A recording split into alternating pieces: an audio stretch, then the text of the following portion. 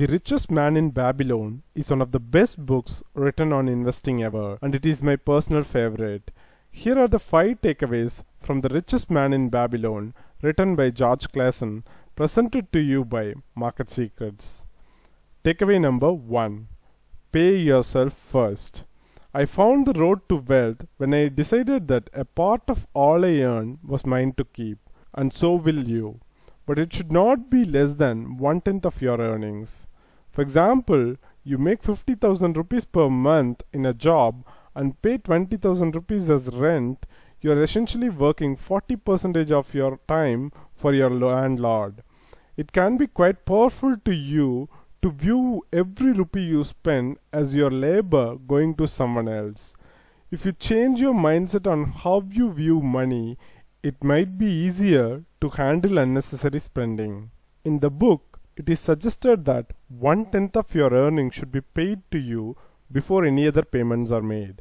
This way, you are working for yourself first before slaving for others. If your monthly income is 50,000 rupees, you should save at least 5,000 rupees first, and the remaining should be used for expenditure.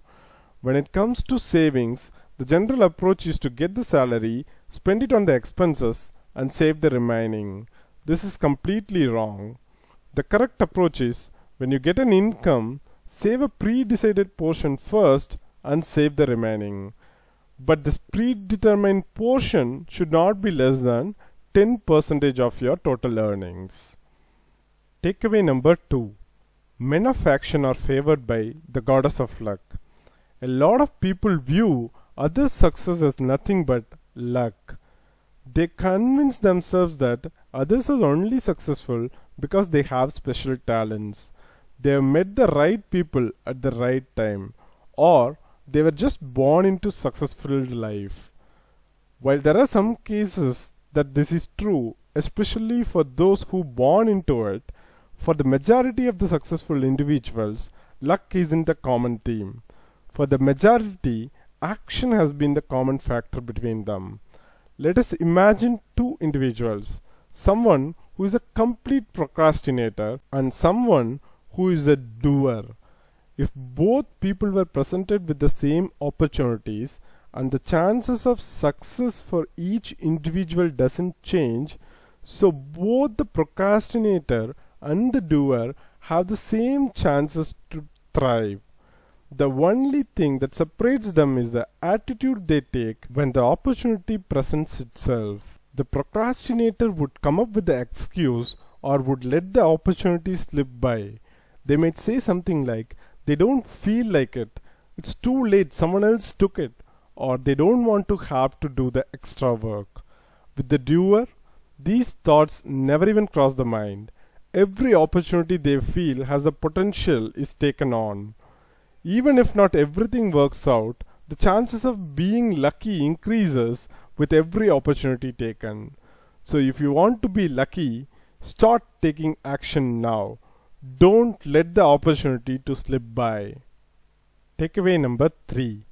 Wealth is not a matter of income. There are a lot of individuals out there who earn a lot of money, some 6-figure salaries, yet they have nothing in their bank accounts. Whenever they get a rise in their income, their expenses get higher as well. They upgrade their cars even though their old ones works fine. They buy a bigger house despite their current one fitting them well enough. They spend until there is nothing left. This is foolish in many ways. If there is ever a case that they lose their jobs, they don't have anything to do but panic. They have to make sure to do all they can to not get fired. Working extra hours, doing jobs beyond their job description, putting up with the people they don't like just because there is nowhere else for them to go. Most people would love to quit their jobs and tell their bosses a few choice words.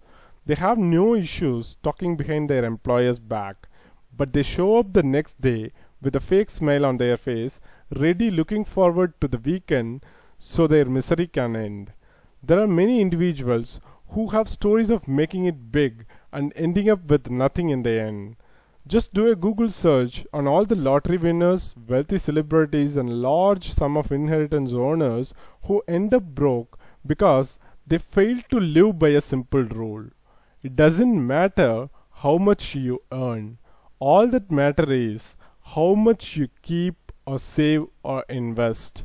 Remember, income minus savings equal to expenditure, not the other way around. Takeaway number 4. Act when the time is right. The first sound principle of the investment is the security for your principal. Is it wise to be intrigued by large earnings when your principal may be lost? I say not. The penalty of risk is probable loss. Study carefully before parting with your treasure. Get full assurance that it may be safely reclaimed. Be not misled by your own romantic desires to make wealth rapidly. If you've done your studies and know about the possible shortcomings and know what you are doing, don't be afraid of acting upon good investments. Opportunities are rare and shouldn't be missed out on.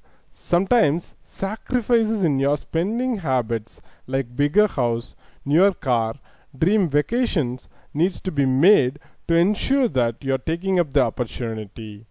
With that being said, you can only know what a good deal is if you know what you are doing.